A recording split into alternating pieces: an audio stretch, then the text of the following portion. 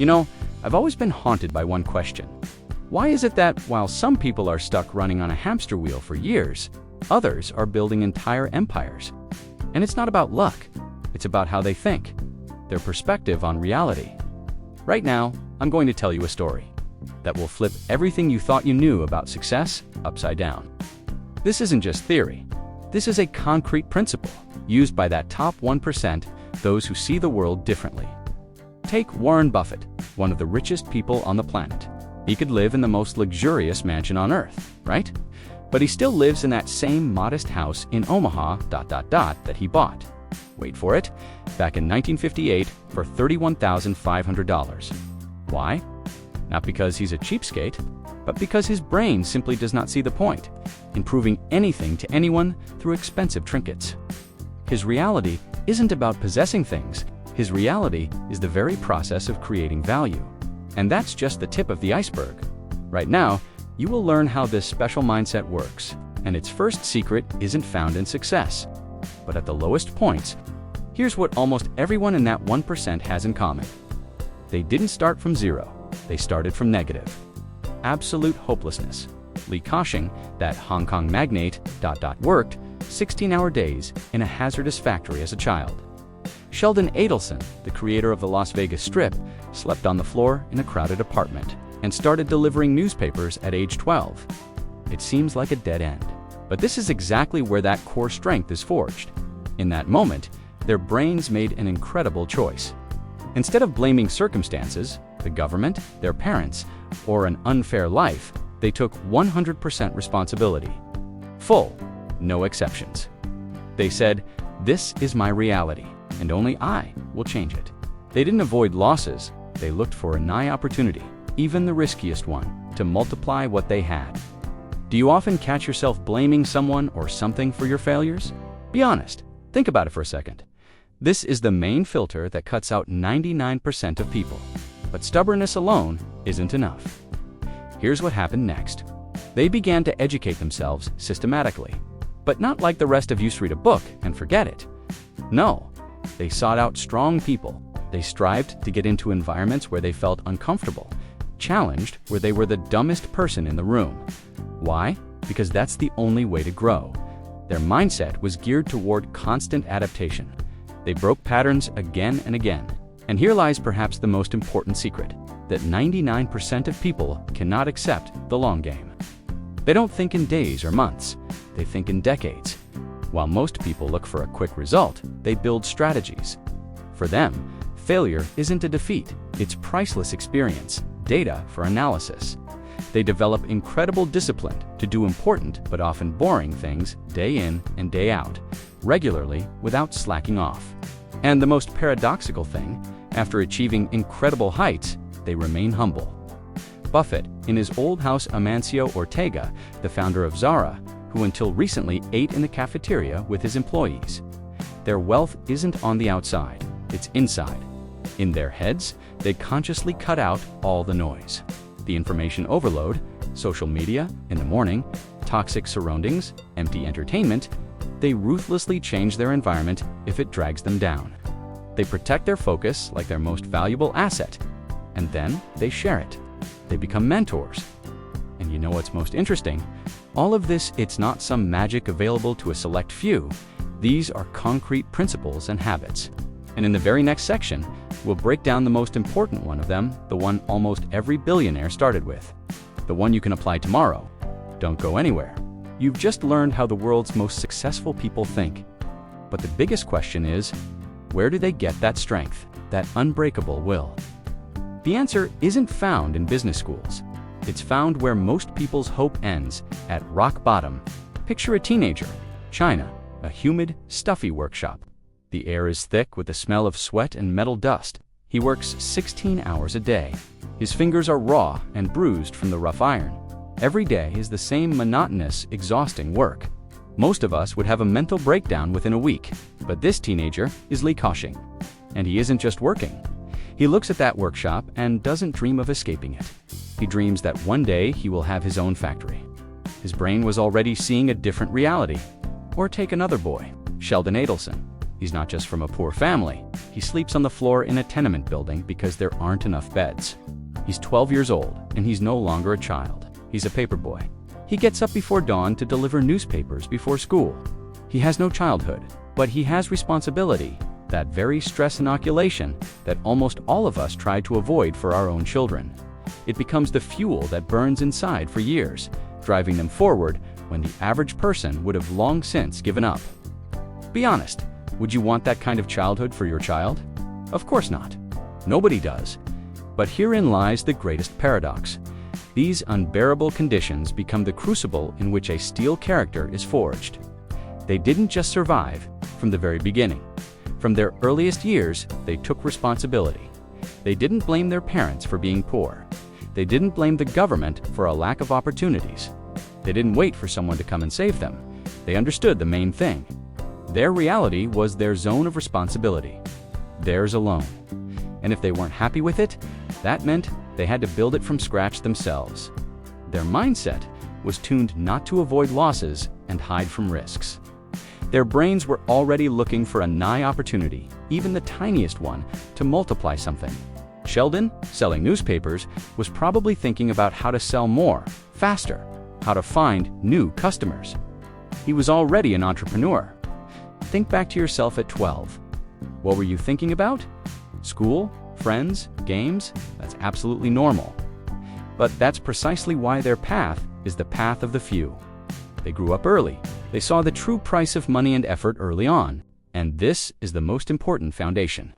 Before building a financial empire, they built an empire of their spirit. From poverty, from humiliation, from wasted years, they didn't take away resentment. They took away a priceless acetan iron will and the understanding that they are capable of enduring anything. It was this very foundation that allowed them to take the next step, the step that forever separates the dreamer from the doer, the step that is available to each of you right now. I'm talking about systematic self-education and how to properly surround yourself with people who lift you up, not drag you down. More on that in the next section. Don't go anywhere. It gets even more interesting. So, we've come to the main thing, to what distinguishes not just successful people, but empire builders. Their way of thinking, because mindset is the foundation everything is built on, Steve Jobs said. It doesn't matter where you come from. What matters is where you're going. This isn't just a nice phrase, it's the quintessence of their worldview. While most people complain about life's unfairness, bad government, or lack of opportunities, these people just go out and build, from scratch. Remember Ka-shing in that workshop? He could have blamed anyone, but his brain worked differently. From childhood, they take 100% responsibility for their lives. Not 50%, not 70%, 100%. They don't look for someone to blame. They look for opportunities. Their mindset is aimed not at avoiding losses and hiding in a comfort zone. Their brains operate in a constant scanning mode. Where's the opportunity here? What can I turn this into? How can I multiply this, even if it involves huge risks? Do you often catch yourself justifying your failures with external circumstances? Honestly, think about it for a second. This is the mental virus that kills any potential for them. Failure isn't the end of the world. It's data, valuable experience. It's a springboard. While one person, having suffered a defeat, gives up and says, "I'm a failure," a billionaire analyzes, "What did I do wrong? What can I learn from this? How can I do better next time?" They see a problem as a challenge, and a challenge as an opportunity for growth. Their main weapon against fear is action. They don't wait for the fear to go away. They act in spite of it because they don't think in days. They think in decades. They play the long game. They aren't worried about immediate results. They're worried about strategy, waited for the perfect moment. But it doesn't exist. It's created by those who act here and now, despite the fear. And this type of thinking radically changes everything. It changes their environment. They deliberately seek out strong people. They strive to go where they will be uncomfortable, where they will be the weakest in the room, because that's the only way to grow. They ruthlessly change their surroundings if it holds them back. Friends who whine and do nothing, goodbye. Colleagues who hinder development, fired. Their time and focus are their main assets, and they fiercely protect them from any information, noise, empty entertainment, and toxic people. They think like creators, like architects of their own reality. They don't go with the flow, they dig the riverbed themselves. And you know what's most interesting? This mindset isn't an innate gift. It's a skill. It can and should be trained. And in the next part, we'll talk about how exactly they see things through to the end. About that very iron discipline that turns bold ideas into concrete results. This is something available to everyone. Stay with us. We figured out that success starts with mindset. But there's one secret ingredient without which even the most brilliant mindset is useless: your environment. The truth is, you are the average of the 5 people you spend the most time with. And billionaires understand this on an instinctive level. They don't just strive for a strong environment, they wage a real war for it, consciously and without regret. Take Bill Gates in his youth. He had what was called a blacklist of friends, not people he didn't like, but those who were toxic, who dragged him down, who constantly complained and did nothing. He literally severed ties that hindered his leap. He understood. To grow, you need to cut off everything that weighs you down. Harsh, perhaps effective, absolutely. Or look at the greatest tandem in investment history, Warren Buffett and Charlie Munger. Their shared breakfasts became legendary. This isn't just a meal, it's a ritual. Hours-long sessions of exchanging ideas, challenging each other, searching for truth. They created an environment of mutual growth around themselves, where 2 minds become stronger than they would be separately. They are the gold standard of the master and apprentice principle, even when both are long since masters. Now pause and answer yourself honestly. Who are those 5 people around you? Do they charge you with energy or drain it? Do they believe in you or constantly doubt you? Have they achieved something themselves or only criticize those who have? Billionaires treat their environment like a gardener treats his garden. They mercilessly weed out the weeds, those who sow doubt, negativity, and idleness. And they carefully cultivate and attract the plants that bear fruit: strong, purposeful, intelligent, and positive people. But it works both ways. They don't just take, they generously give. They become mentors. They share knowledge. They support others. Why? Because when you teach, you learn yourself. When you give, you receive many times over. It's a virtuous cycle of growth. And this applies not only to people. They don't get stuck on social media in the morning. They minimize external noise and empty temptations. They protect their focus as their greatest value. Because every minute spent on someone else's foolishness is a minute stolen from your dream. And so, step by step, cutting off the unnecessary and attracting the necessary. They create that very environment where explosive growth is just a matter of time. But how do you put all this together and apply it to your life right now? About the most important conclusion that changes everything in the final part, this is what will turn your idea of success upside down. We're almost there. Here we are at the most crucial practical step. What turns powerful thinking in the right environment into concrete results? Daily rituals. Iron discipline.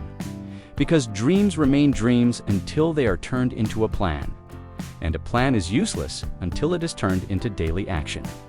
Only 1% of people on Earth are capable of this, of the long-term habit of doing important, but often boring things, regularly, day in, day out, despite routine, laziness, or fear. Imagine dawn, silence, the city is still asleep. And somewhere in his modest home, one of the richest people on the planet is already awake. He isn't scrolling through social media feeds. He isn't watching the news. He brews his usual coffee and sits down at the table. Before him is a blank sheet of paper or a notebook. He writes down his main goals. He plans his day, his month, his decade. This is his morning ritual, his time for strategic thinking, for reading, for meditation. This is the foundation from which each of his days begins. Full control, awareness, focus. Where do you start your day?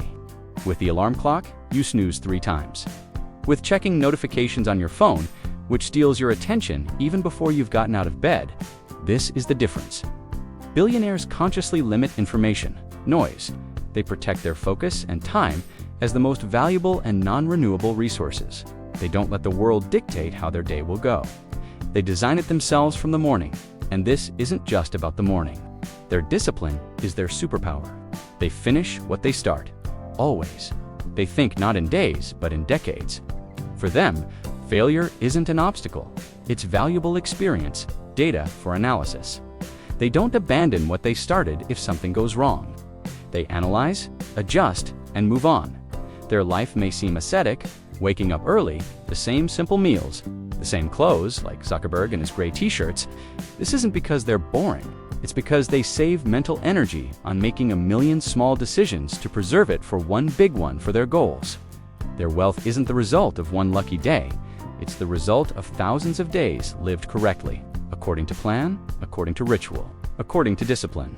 And the most beautiful thing about all this is that it's available to absolutely everyone, starting tomorrow morning. You don't need to be a genius, you just need to start. With one small ritual, with one right habit. And we'll talk about how to put all these puzzle pieces, mindset, environment, discipline into one working system for your life at the very end. Stay with me, just a couple more minutes and you'll get a ready-made plan of action. Everything we've talked about so far, mindset, environment, discipline, it's all united by one powerful strategy. The strategy of the long game. While 99% of people play checkers, trying to make quick money, the 1% play chess. Thinking moves ahead for decades. This is what distinguishes empire builders from everyone else. They don't think in quarterly reports. They think in generations. Their plans are designed for 10, 20, 50 years. They scale their goals to incredible sizes and move toward them with small but incredibly steady steps every day. Take Amazon and Jeff Bezos. This isn't just a success story. While Wall Street whispered and tapped their heads, calling him crazy, Amazon operated at a loss for years. Yes, you heard right. At a loss. They consciously didn't turn a profit, investing absolutely everything into development, market capture, technology, and customer experience. They saw what others did into future, where they would be. For a long-game strategist, it's just a stepping stone. Valuable experience. Data for analysis. They don't panic when things don't go according to plan. They adjust the plan and move on. Their main advantage is patience. Patience that 99% lack. While everyone wants everything at once, they are willing to lay the foundation for years, knowing that the biggest tree grows from the smallest seed, but it takes decades. They don't just save money, they invest it in themselves, in their education, in their projects, in their environment. They understand. The main currency of the long game isn't dollars. It's knowledge, connections, and time wisely invested. And that's exactly why they can afford to live simple lives. Like Warren Buffett or Amancio Ortega, the founder of Zara, their wealth isn't on the outside. It's in their heads, in their strategies, in their ability to wait and act thoughtfully when others succumb to panic. Think for a second. How many years ahead do you plan your life? 1 year? 5? What will happen in 20 years? Who will you be? What will you have achieved? This very ability to see the future and move toward it slowly but surely, despite the noise, failures, and the opinions of others, is the ultimate formula for their success. And you know what's most important? Anyone can learn this formula. Right now, in the next final section, I'll give you a concrete 5-step plan on how to apply everything we've talked about to your life. We're very close to the most valuable part. Don't go anywhere. And so we come to the most paradoxical secret. To what contradicts everything they show us in the movies, the richest people on the planet live simpler than many of us. Their wealth doesn't scream from the outside, it works quietly on the inside. While most people spend money to appear richer, they spend resources to become stronger. Their modesty isn't put on, it's a conscious strategic choice. Amancio Ortega, founder of Zara, calmly stands in line in his own cafeteria for a cup of coffee. He doesn't demand a separate entrance or a personal chef. He eats the same food as his employees. Warren Buffett is still in that same house in Omaha. For them, these things don't matter. Their real currency is time, focus, and mental energy, and they fiercely protect these resources. They consciously limit information noise. You won't see them on social media in the morning. They don't start the day with news that brings only chaos and anxiety. They don't get stuck on their phones, scrolling through other people's lives. They save their brains for the most important thing, building their own reality. They live by the principle. Stop following other people's lives, build your own. While the average person spends 2 to 3 hours a day mindlessly scrolling, a billionaire invests those hours in self-education, strategic planning, a conversation with a mentor, or creating something new. They ruthlessly cut off everything unnecessary. They change their environment, friends, habits, information, diet purposefully so that every action leads to growth. Their strength is in simplicity and focus. They wear the same clothes to avoid wasting energy on choices. They eat simple, healthy food to avoid spending time on long lunches. They live in familiar, non-luxurious houses to avoid scattering their attention on maintaining a showy luxury. When was the last time you checked how much time you waste? How much mental energy is taken from you by news, social media, empty talk? They have turned their lives into a maximally efficient tool for achieving goals. And this tool requires purity. Purity of thought, purity of environment, purity of habits. And the most amazing thing, having achieved incredible success, they didn't withdraw into their own world. They pass knowledge on. They become mentors. They share experience. Because true wealth isn't what you've accumulated, but what you've shared. And this brings us to the finale. To the most important conclusion, to how you can assemble all these principles: mindset, environment, discipline, strategy, and simplicity into one working system for your life. The final chord is in the next section. We're almost at the most valuable part. And so we come to the most beautiful and unexpected paradox. The final piece of the puzzle. True success is measured not by how much you've accumulated for yourself, but by how much you've been able to give to others. The richest people on the planet understand. Their main mission is not just to earn, but to share, to pass the baton. Take Warren Buffett, a man who could have left his children vast fortunes, but instead, he pledges 99% of his wealth to charity. Why? Because he understands. True wealth isn't money in accounts. It's making the world a better place. It's a legacy. George Soros, through his foundations, supports education and democracy around the world. He doesn't just donate money, he invests it in the development of societies in freedom in the future. They see the big picture, they play for eternity. But it's not just about money, it's about knowledge, about time, about attention. They become mentors. They devote time to those just starting their journey. Remember the master and apprentice, Buffett and Munger, Jobs and Isaacson. They generously share their principles, their mistakes, their victories. Why do they do this? Out of altruism. Not only they understand a fundamental law of the universe. When you teach, you learn yourself. When you give, you receive many times over. It's a virtuous cycle of growth. By giving, they make the world around them stronger, and a strong world creates even more opportunities for growth. They care about their environment, not only for themselves, they do it for the common good. They support others because they see potential in every person. The potential to change something. Their life isn't about me, it's about we. About what kind of team you've built, how many people you've brought to a new level, how much knowledge you've left behind. Their goal isn't just to die rich, their goal is to die knowing the world became at least a little better thanks to their efforts. And this is the ultimate formula. Success isn't a finish line, it's a constant process of growth, giving and creating a legacy. And now that you know all the components from mindset to mission 8, time to put it all together. In the finale, I'll give you a simple and clear 5-step plan on how to implement these principles into your life starting tomorrow. This will change everything. We're almost there. And now, the most important question.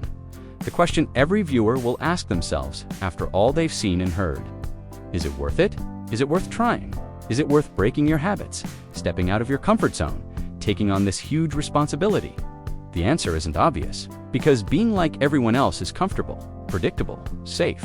Living like the 99% means going with the flow, complaining about circumstances, spending time on social media, and waiting for a miracle. It's comfortable, but this very comfort is the most dangerous trap. A trap that steals your time, your energy, and your future. Being like the 1% is scary. It's a lonely path at first. It's a constant exit from the comfort zone. It's the necessity to say no to a toxic environment, to refuse instant pleasures, and to make difficult choices again and again. It's a risk. It's discipline that will seem unbearable at first. But you know what? Only on this path does true freedom appear. The freedom to manage your time. The freedom to choose who you associate with. The freedom to do what you think is important, not what circumstances dictate. Only those who choose this path get a chance to see the world truly differently, not as a consumer, but as a creator, an architect of your own reality. These people aren't superhuman. They started from the very bottom. Ka-shing with bloodied fingers in a workshop.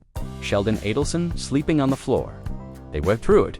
They proved it's possible. Their story isn't a tale about geniuses. It's an instruction manual for applying iron will, strategic thinking, and incredible discipline. They play the long game. They take responsibility. They surround themselves with strong people. They live modestly to invest in the future.